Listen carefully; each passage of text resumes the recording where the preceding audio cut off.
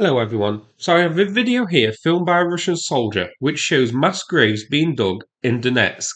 Now, when I originally tried using the original audio with subtitles, it got age restricted.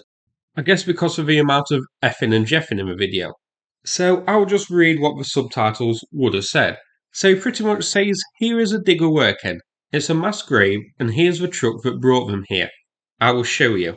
Here are the trucks that bring corpses here. They bury men here and say they are missing. You can see them digging. This is the sort of stuff that goes on here. Now, a big question I've seen being asked online, are these Russian soldiers being buried here? Or civilians who Russia has killed? It's a fair question, but I think it's the former. Firstly, it's a Russian soldier filming this, and his indignance towards it on the video seems that he's outraged really that Russian soldiers are just being buried like this and called missing. I'll get to that more in just a moment. Secondly, there's an older video from the same place, shared in November last year, again, filmed by a Russian soldier. This time he calls them 200, so casualties, and says there's 6,000 of ours missing in action. These are the graves of mass graves. There are a lot of graves like this. Further evidence comes from this short video here. So the Telegraph reported back in December, a manual titled Urgent Burials of Corpses in Wartime by Civil Defence was shared by Russia, showing how to dig mass graves for up to 100 bodies each. I've run it through Google Translate, so let's take a peek. Some pages weren't clear enough to translate well, but here's two complete ones which I found. So, the first one here shows how to stack them up like so. 4 high, but we can't tell how many wide on this image. Then, use a bulldozer to shovel earth over them. The next figure says operation removing organic residues and mixing together with a soil property modifier and mineral binder of a top layer of soil of a structure intended for emergency burial. Figure 3. Operation and compaction of the embankment of a structure intended for emergency burial reinforced with soil property modifier and mineral binder using a roller. It's like something you'd see in Soylent Green. Page number 2 is lower quality, which says Figure A. Operation of installation into the embankment of a structure intended for emergency burial.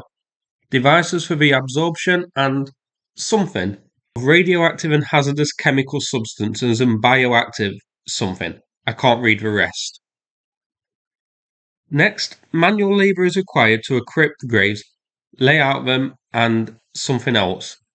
The average productivity for persons performing the work is, and again I can't read the next bit, it's not very clear so it didn't really translate too well, but it gives the gist of it. Based on the date, the total, again too blurred, for the burial in one mass grave are determined. The date for determined labour costs are given in Table A1. So Table A1. Labour costs for burying in one mass grave per 100. Unfortunately, the top bit of the table didn't really translate properly. But here we have labour costs for excavating a pit, laying them out, lifting the first row to a height, filling the row, then laying the second row. Can't read the next one. Filling the second row with earth, the embodiment of a hill is 0.75 metres high. So it's quite interesting that Russia actually had to issue a document showing people how to do this. So this says to me that this isn't a one-off. This is happening a lot, so often that we need guidance on how to do it properly. Which is like something from a dystopian movie. Now the location. This was a very tricky one. No credible places have managed to geolocate this, surprisingly. But after a bit of digging, I found it mentioned that this was near a settlement called Snizhne. A bit more digging, and I found a geolocation of the second video, the one filmed from 2024. And I believe these videos were taken at the same places, just shot at different angles, but I can't be 100% sure on that. But the second video from late 2024 is filmed from the little mound of earth where the blue circle is, looking east towards the red box here. I believe, but again not 100% sure, that the video from today is filming at the same location, but from a different location. This time the cameraman on the east looking towards the west. I did try to get satellite imagery from EOS to show what it showed, but unfortunately we have the dreaded cloud cover through January and most of December, so it was tricky. There was one clear day in December shown here, but it isn't clear enough to show us much. It does look like there may have been some type of work being carried out here, certainly. The terrain just to the top of the marker looks darker in colour, like it's recently been dug.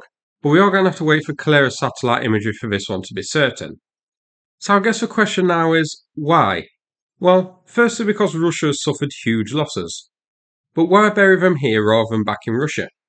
I have two possible reasons for this. Number one, to hide and keep quiet the true number of Russia's casualties in Ukraine, which are absolutely huge. Depending on the source, I've seen numbers from 800,000 to well over 1 million given. That includes wounded. Again, depending on the source, so a bit of variation there, but certainly very, very high. And number two, to avoid having to pay the families compensation. Well, I say compensation, it's a larder, which I think has now been downgraded to a sack of spuds because the larders are proving too costly. I think the first is the most likely here. Russia wants to hide the true cost of this war from the population. Even the Russians, I think, will smell a rat if they see the local war cemetery suddenly grow to being a mile wide. So better to dump them here in Ukraine rather than have Russians back in Russia get an idea of what is truly going on. So let's zoom out on Google Maps. So this is here zoomed out east of Donetsk. So this is quite far behind the front lines. So this likely taking them from the eastern front, bringing them here, and burying them.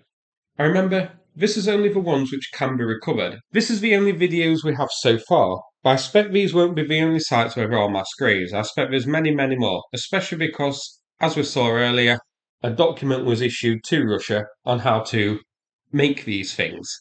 So that certainly suggests to me that there are many more of these scattered around. Hopefully we get some satellite imagery soon so we can see the true extent of it and maybe even pick up some more.